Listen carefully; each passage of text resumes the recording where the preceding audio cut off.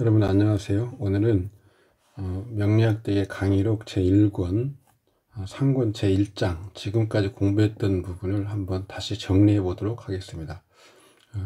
필요하신 내용은 그 앞에 목차 부분을 참고하시면 되겠습니다. 우리는 먼저 천간이 가물병정 무기경신임계라는 10개가 있다라는 것과 천간에도 방위라는 게 있다. 목이 동방인데요. 갑을이 목이고요.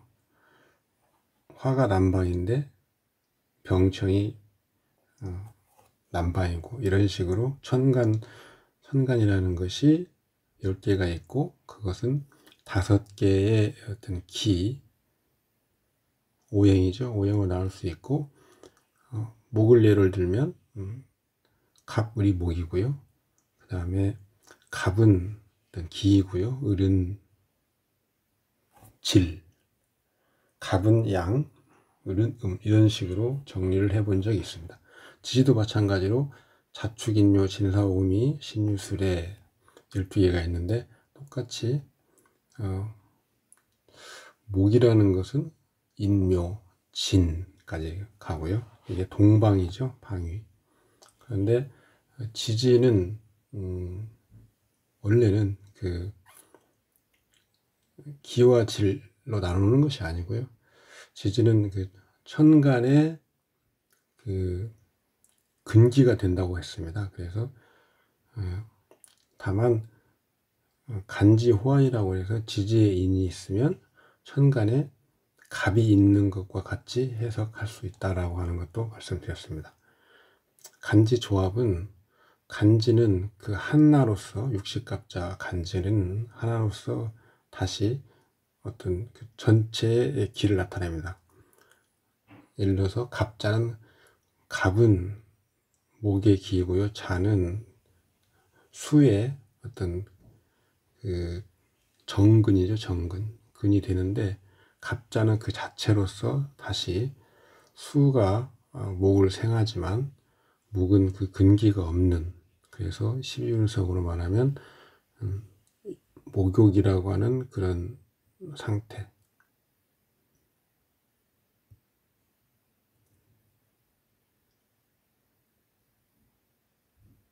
목욕이라고 하는 그런 상태를 나타낸다. 그래서 간지는 그 자체로서 하나의 길을 나타내기도 한다. 또한 거기에 그 간지끼리 또 그 합하는 경우, 뭐 예를 들어서 임과 임과 정이 합하는 경우, 그런 것도 간지 조합에서 말씀드렸습니다. 기질론에서는 기와 질이 무엇인가, 뭐 음양 오행으로 같이 그 공부했습니다. 기라고 하는 것은 어떤 원래는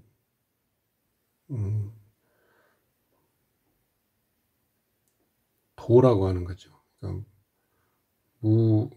무극에서 이게 도인데요. 이게 일이 만들어지고요. 일은 태극이죠. 이게 기라고 하는 겁니다. 기. 이것이 이라는 음양 양의를 만들고요. 그래서 기라고 하는 것은 동과 정이 있다. 고요함과 움직임이 있는데, 그 고요함은 음이고요. 그 다음에 움직임, 동은 양이다. 이렇게 논했고요. 같은 목의 어떤 오행을 보더라도 기와 질로 나눌 수 있다. 뭐 이런 설명을 드렸습니다. 두 번째는 어떤 간지간의 생극, 동정을 얘기했는데, 생하고 극하는 것은 어떤 똑같이 하나의 양면성, 생이라고 하는 것은 반드시 무엇을 낳는다는 뜻이 아니고 앞으로 나아간다는 뜻으로 보는 것이 더 합리적이다라고 말씀드렸고, 극이라고 하는 것은 죽이려고 하는 것도 있지만 자극하는 거고, 오히려 그럼으로써 살아나가는데 도움을 주는 것, 이렇게 해석할 수 있다. 음이 생하면 양이 사한다. 양이 생하면 음이 사한다라는 음생 양사, 양생 음사, 이것도 말씀드렸고, 동정이라고 하는 개념도 말씀드렸습니다. 그 다음에 사주를 배열하는 방법, 년주, 월주, 일주, 시주, 좌에서 우로 이렇게 배열하고요. 대운이라고 하는 것도, 대운은 월주에서 파생하는 거기 때문에 그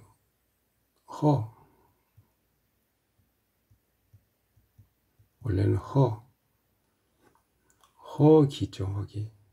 그런데 그게 원국과 작용을 해서 원국을 돕기도 하고 원국의 영향을 감축시키기도 합니다. 기가 어떤 사주를 유행한다라고 하는 또 말씀드렸죠. 모든 것은 월주로, 그러니까 맨 먼저 월지가 있으면 년간은 월지와 생극관계를 보고요. 월간은 또 월지와 생극관계를 보고 년간과 월간의 작용관계를 보고요. 그 다음에 일지는 연지와의 관계 후에 월지와 작용하고, 시간도 마찬가지로 월지와의 생극관계를 보고요. 그 다음에 시지도 일이나 연과의 작용관계 후에 월지와 작용을 하는 것으로 봅니다. 그런 그 루트를 타고 기가 유행한다라고 하는 것을 기억해 두시면 좋겠습니다. 십시라고 하는 것은 간지를 가지고 일간을 나라고 하고, 나머지 생극관계로서 어떤 사회적인 속성이나 사회적인 관계를 설명하기 위한 그 의미를 부여한 것들입니다. 그래서 그 간지 당연히 십신도 생극이나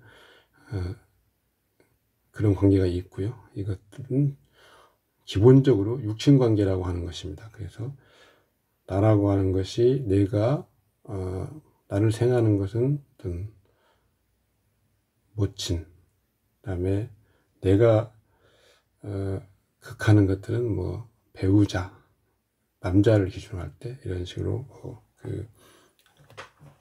정의하고 있습니다. 십신의 기능은 아까 말씀드린 기본적으로 어떤 사람의 사회적인 어떤 측면에서의 관계, 그런 것들을 주로 논하는 것들입니다. 또 사람의 심성도 논할 수 있고요. 심성. 그래서 인성, 그러면 어떤 인자함, 모친의 심성이죠. 그렇게 나중에 뭐 인사물 이런 식으로 나누어서 다 십신을 설명할 수 있고요. 모든 것들은 다 어떤 고유 속성이 있고, 그 다음에 뭐 본질이라고 할 수 있죠. 본질. 그 다음에 각 사주팔자에 따라서 반기거나 꺼리는 그런 경우에 거기에 따른 속성들이 있습니다. 작용관계를 보면 천간에는 합이 있고, 합하는데 합하지 못하는 경우가 있고, 쟁합과 투합이라는 것이 있었다.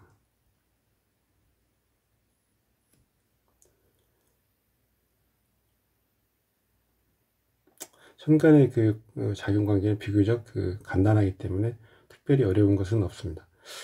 다만 주보법에서는 합이라고 하는 것이 무조건 합거가 아니고, 합류나 합거, 또 합주 이런 식으로 나눌 수 있다. 지지의 형충 회합 해법인데요.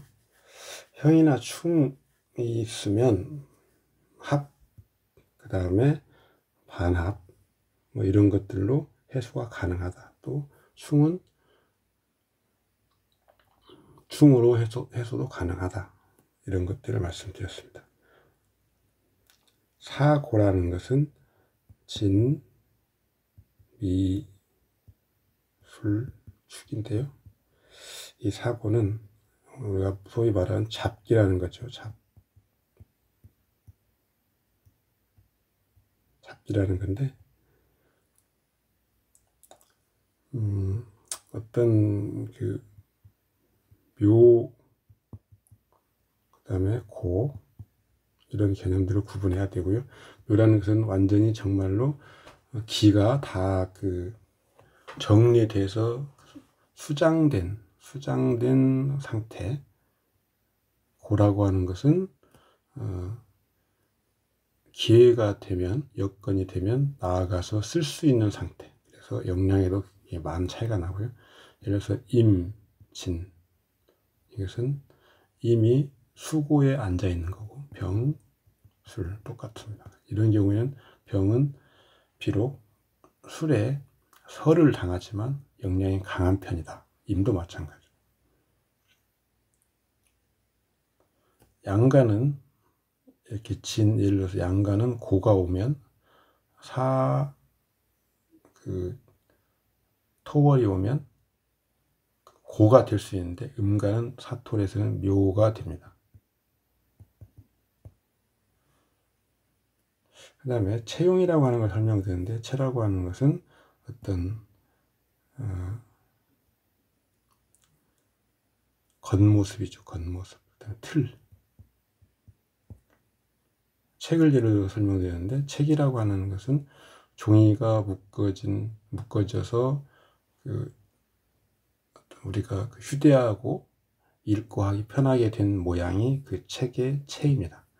그 용이라고 하는 것은 안에 들어있는 내용이죠. 책상이라고 하는 나무로 만들어진 그 모습은 체지만 책상의 기능은 용이라는 겁니다. 그래서 용은 음양으로 체용을 분류하면, 체는 움직이지 않고 고요하고 정지해 있는 것들이기 때문에 용이라고 하는 그걸 쓰고 쓰임새 있게 활용되는 것에 주로 주안점을 두고, 그것은 기능이라고 하는 거죠. 기능. 그래서 그것은 양, 이렇게 구분할 수도 있습니다. 용신이라고 하는 것을 설명드렸는데, 용신은 우리가 용 플러스 신, 그 다음에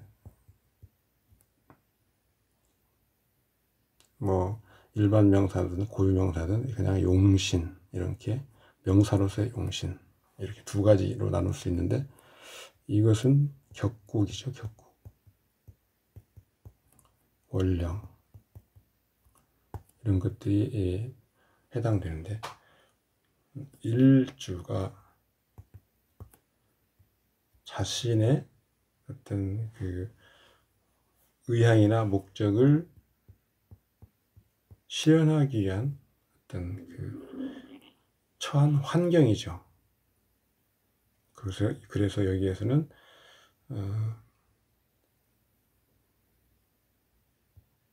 선악으로 나누긴 하지만, 이 선악이라고 하는 것은 좋고 나쁘고 하는 그런 개념이 아니라 어떻게 사용할까라는 사용하는 방법을 정하기 위한 구분입니다. 그래서 사용신, 사기신으로 나누는데, 사기신이라고 해서 나에게 무조건 좋고, 이런 희기와는 다른 개념이다. 차원이 다른 거죠. 정관격 하면 그 자체의 의미는 선신이긴 하지만, 그것이 내 팔자에 항상 기뻐하는 것은 아니다라는 겁니다.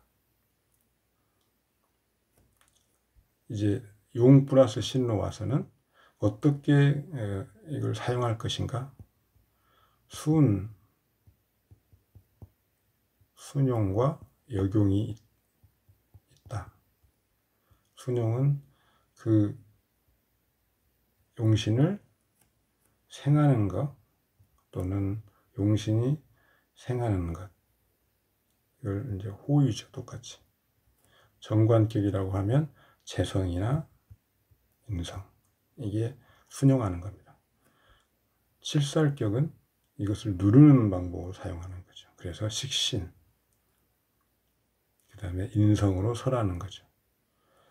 이런 식으로 사용한다. 이것을 우리는 자평기전에서는 상신이다 라고 합니다. 그 다음에 뭐 격국에서 좀 더 다루겠지만 폐격을 하다가 그 폐격 되는 요소를 제거하면 다시 성격으로 복원하는데 그런